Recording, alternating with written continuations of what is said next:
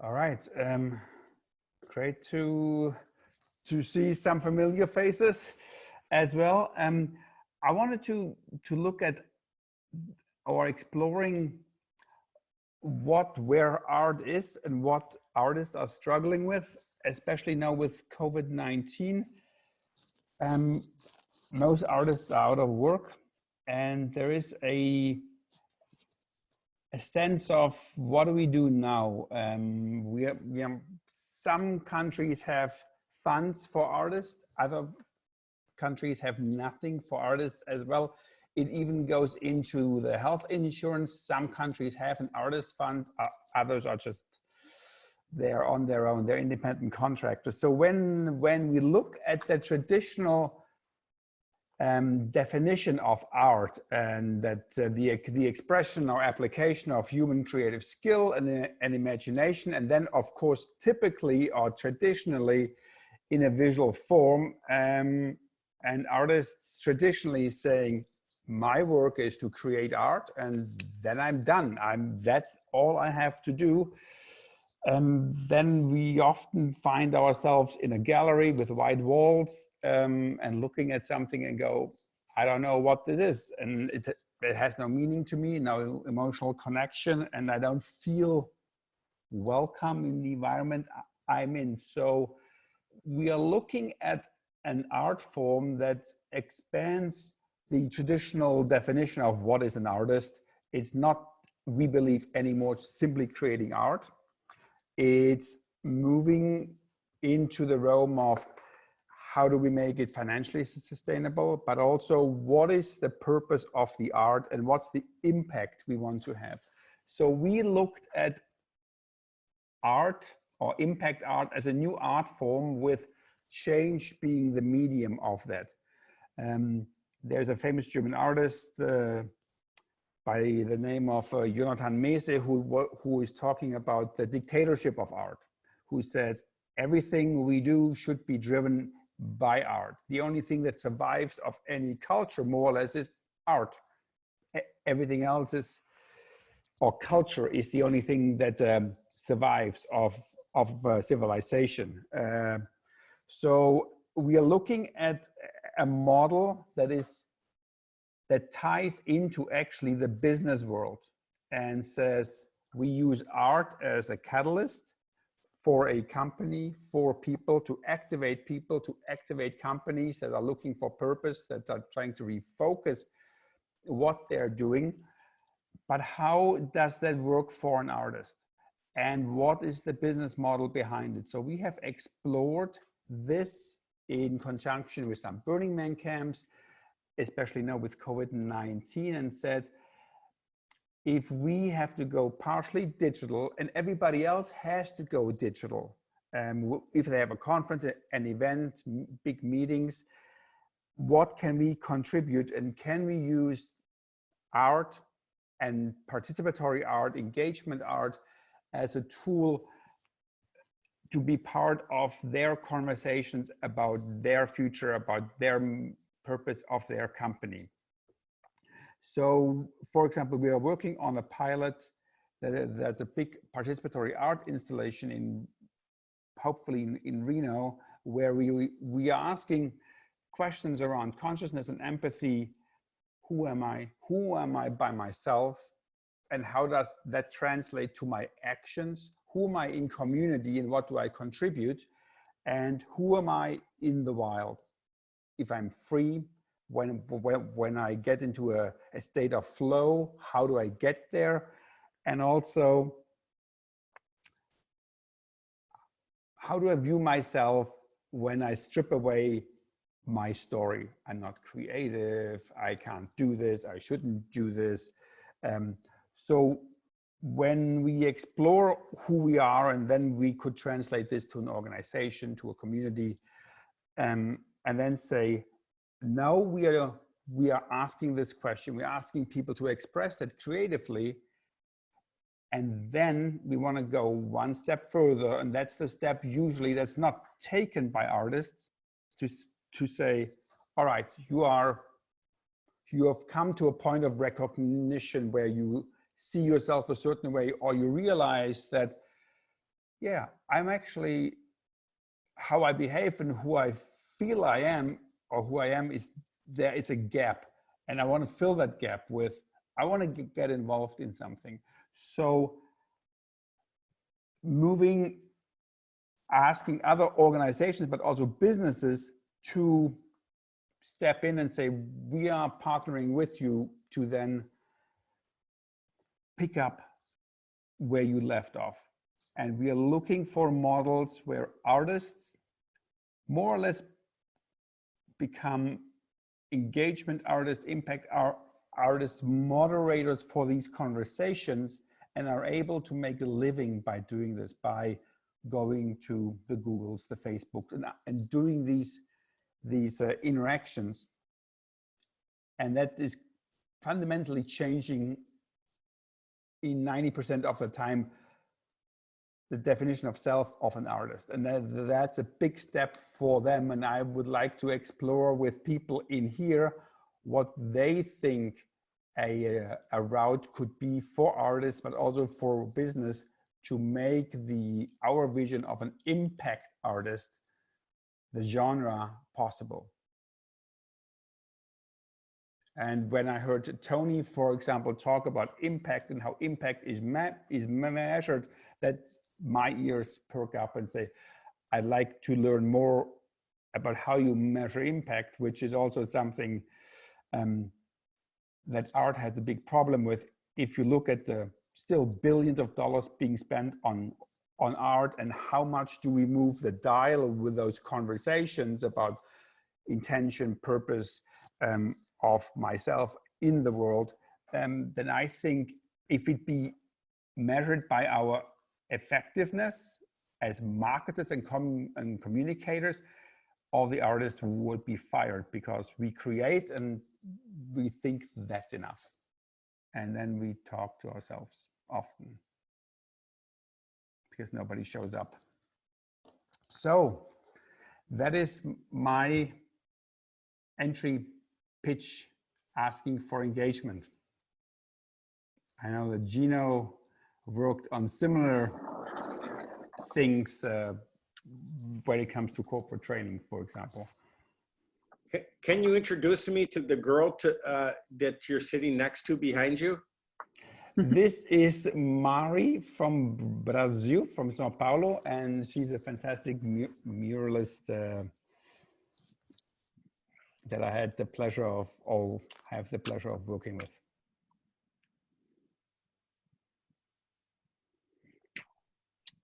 Thomas. Oh, go ahead.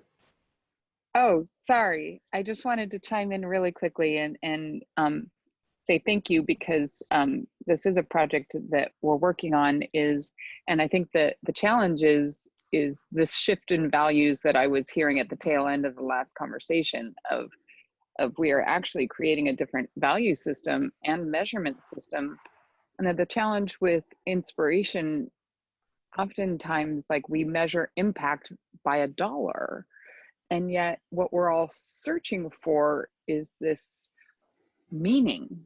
And is there an algorithm or that can measure meaning? So I think the challenge that we're trying to do is create different metrics for that can measure meaning, translate it into action. And that is, you know, that the art that we're designing is using art really as this language to connect what we're making to how we're feeling and profit, you know. By the way, yeah, everybody meet the artist, Sharon. She is the mastermind behind this participatory art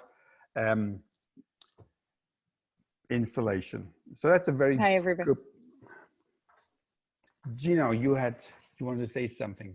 Well, two things related to kind of what Tony was talking about, and corporations and kind of doing the right thing, and also art. A lot of this, you know, we've had these conversations before, Thomas. It relates to kind of level of consciousness, right? And so generally speaking, as you live your life, your worldview changes, and as your worldview changes, what you do and what motivates you changes as well too. And so if I said to you guys, again, I'm sure in this room, it's like, hey, let's go kill some people, you know, like, what the hell? Or even let's go start a company doing opium or drugs or something, or cocaine. Let's start a cocaine ring or something like that. And you know, most people would be like, you know, why would I spend my, or at least in this community would be like, you know, why would I spend my time on something like that? And so really it's about how do we take the people that we have, how do we take artists and kind of shift their consciousness, you know, so that the art that they create becomes more profound. In a similar way, how do we work with companies and organizations and then create functional mythologies that kind of allow them, and that's the project that we're talking about doing before Thomas as well too, of helping with culture. But the reason why I came here is I've been trying to find you for the last couple of days. Mainly because there's another guy, I'm not even sure which city you're in right now, but there's a guy named Praz that I was with. His name is Praz Ananda. And I'm trying to find a group of people. What he did was he got a bunch of artists together. He did this in the UK. And what they do is they get artists, and he's created a way of getting artists together in an interdisciplinary way. So he's got like a way of, almost like a Burning Man 10 rules kind of a thing. And then he gets artists together, and then they're in this warehouse, like a big warehouse space for like a week or two. And at the tail end of that 2-week residency, they do like a big party with music and art and everything. And it's like a big public thing. And what I'm trying to do is get together the groups of people that do this kind of thing, you know, and you do these pop-up art things. I was getting a Jason Swami who does Robot Heart, you know, these festivals and stuff. And then this other guy, and to potentially, you know, post-COVID, look at doing like cool artist residency jam party things, you know, mixing international and local artists in big like warehouse places to do like big parties. And then we can get like Robot Heart type, you know, DJs and artists and everything to create unique experiences as like a fun thing. You mean social distancing, yeah? Or meet apart, all closed in the box. That's a good idea, right? We are doing this right now, and the way you haven't seen me is because I am involved with the remote burn, which is the virtual answer to the Mid and the Africa burn being canceled, and a huge learning curve. But that's what I spend day and night on with a camp, and then with Sharon with some art experiences. We have done what you said in San Francisco. There were LED artists. So LED, there was a dome projector, welders, people knitting and sewing, the Ministry of Cardboard, I think it was called. I mean, very diverse. And people said, why am I with these people? At the end, they started projects together, and they inspired, like, I think the knitting pattern and the LED or the projection artists started a project. I mean, just very diverse activities produced amazing synergies. That's absolutely true. And parties were always part of it. Yeah, in my mind, oh, sorry, go ahead. No, but I think there's like a great like series of, you know, traveling festival kind of tied to our evolving caravan kind of thing that could be done around all of this. You know, just getting these people that have been doing this together with their database of artists and everything. This could be done in a very cool global movement kind of way. It's the cool version of Maker Faire. That would make impact. Yep. Yeah. Showing people that there's community, that they belong, that they're capable, that learning is not the gap between what I know and what I see, that the gap is bridgeable. These are all things that are that are really important. In terms of, I wanted to come back to the value and measurement. In Silicon Valley, the people I talk to in HR say our workforce is falling apart. The stress, the anxiety, burnout, depression, all of those things, substance abuse, sleeping disorder is rampant. And so that is a measurable thing.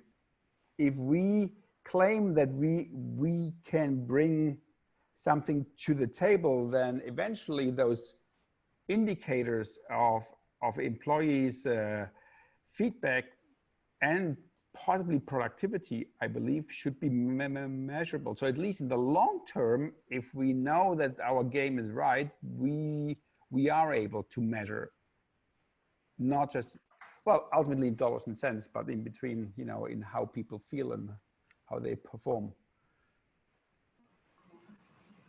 which is probably not what I really just want to do, because happiness is more than just work. Hello, Thomas. Nice to meet you. I have a question about, yeah, thank you for intro. Thank you for your presentation. I just want to know one thing. I heard many times about development era of digital art, you know, some art transformation, something like a modern art in additional reality or something like that. And this topic is higher now because is a COVID, you know, situation worldwide. People cannot go for some kind of art exhibitions. And what do you think about this process of transformation and how it should became in our world, you know, like a normal? And I don't see right now a mass adoption to digital art, you know, and who will do that? So what waiting from this, from the future? I think there is a direct translation of skills, analog to digital, but not by digitizing a picture. Experience is the name of the game. Experience is the currency and is everything. So I've looked at experiences, and again, it's about the intention, the creativity, the exploration. It's also about community.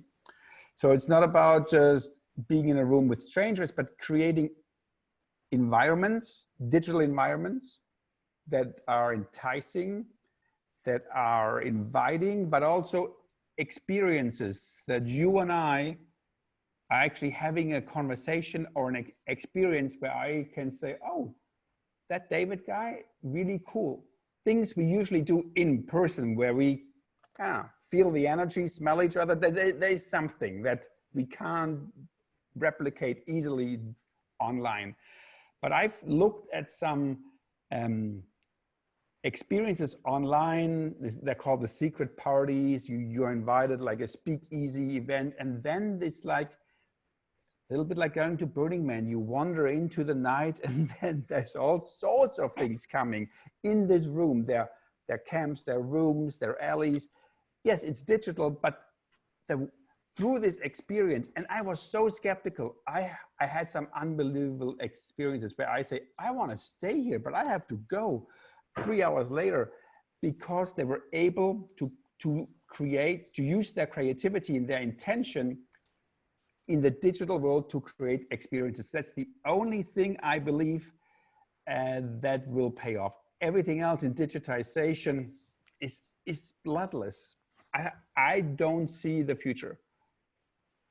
Okay, thank you for that. Yeah, but anyway, your topic name is impact art. Yeah, and I think that we are living in era of, you know, digital technologies around us, and as you can see, so many opinion leaders we have everywhere. We have so very strong level of mediocracy right now, and it's not only from our TV or from the government. We got mediocracy in news, in each industry. We got our leaders, we got people who can take lot of participants behind. So I think in this industry, I think you need somebody like a Spartak, some guy who will take care about all of people who will go behind him, who will will combine all of them together to one big community. And I think it should be somebody like, as you mentioned, the Banksy, because this guy is really very popular worldwide, but he is not online. He's not still online yet. And I think there is another champion, and some people will crucify me for saying this. Brands are looking for a connection, a meaningful engagement more than ever. I mean, when I talk to ad agencies now or brands of car companies, they say, without purpose, what do we do in this COVID-19 times? So they are looking desperately for engagement. They are still having conferences, so we are pitching engagement in that area.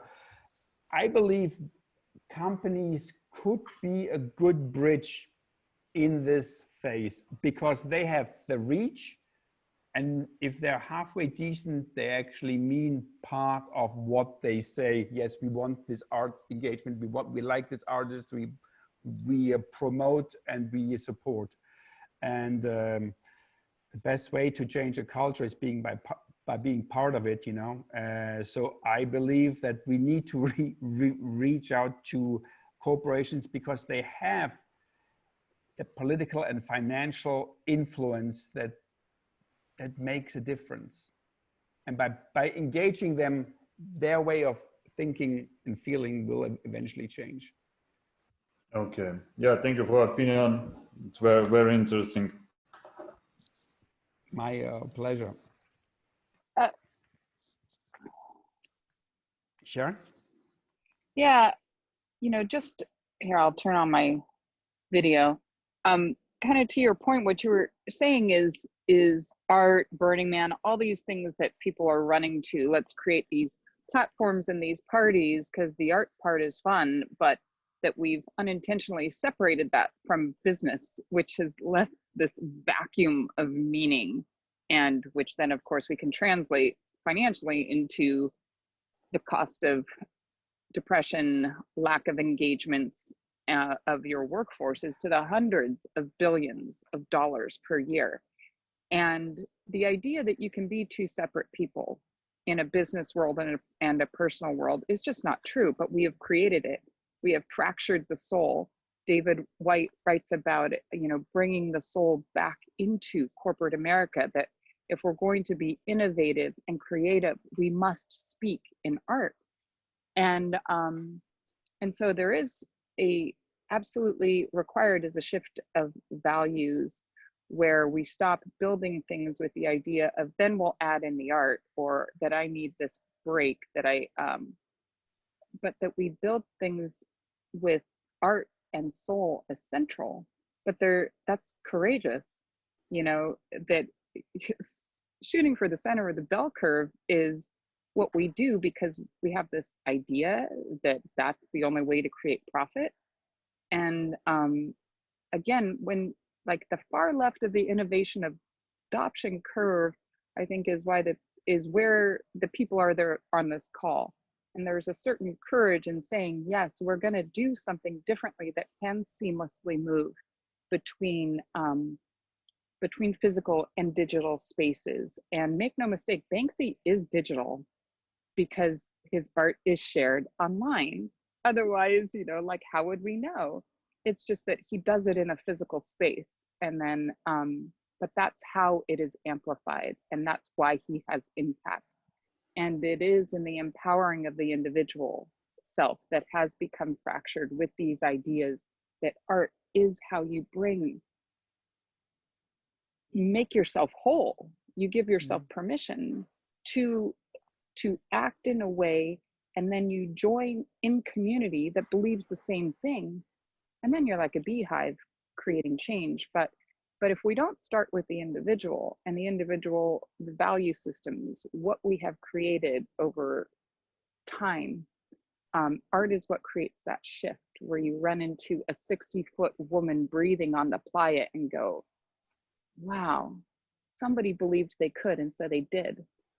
And that we all actually have that capacity, but that is what art does, is it wakes it up in each individual person. And I truly believe that what Thomas and I are creating is measurable, and it does move between physical, digital, and it is highly experiential, and that's what is sorely needed, but we have to make a decision. And anyway, thanks for your time. I went on.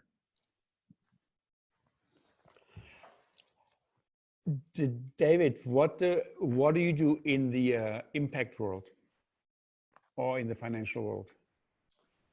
Thank you for the question. My own experience is business development and fundraising. I usually combine two dimensions to one main is a sales. So better to say that all my experience is about sales, and I just see some possibilities everywhere, and then trying to find every time something relevant to update it, to create new ways to improve some kind of sales processes. And art is very interesting.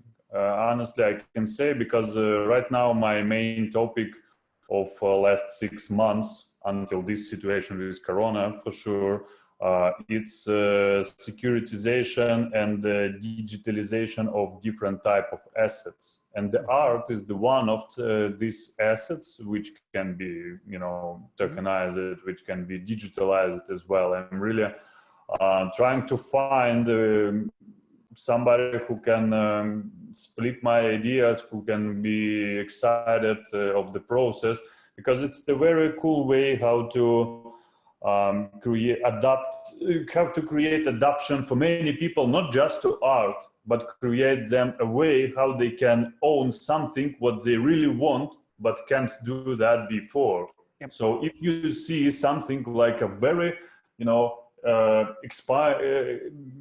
very inspiring art, what you really like, and you wanted to own it, but you can't because it costs maybe billions, of dollars. It can be impossible to make it